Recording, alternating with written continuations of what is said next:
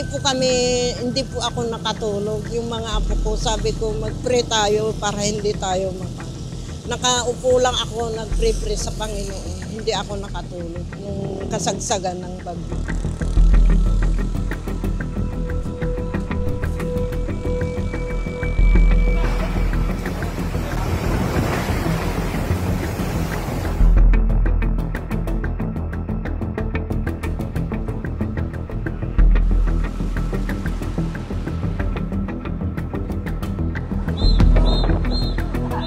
Barangkwag, wow, Cagayan Valley. Mga alaga natin, kapiig.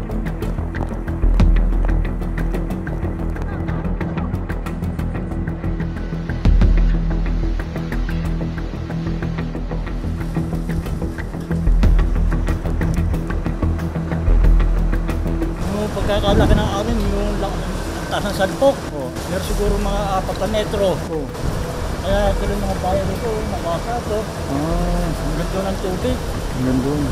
Dito nga tubig ko rito yun. Anong nangyari sa tinitirabahin mo? Kaya naman nawasan nga yung mga baba ko. Sira.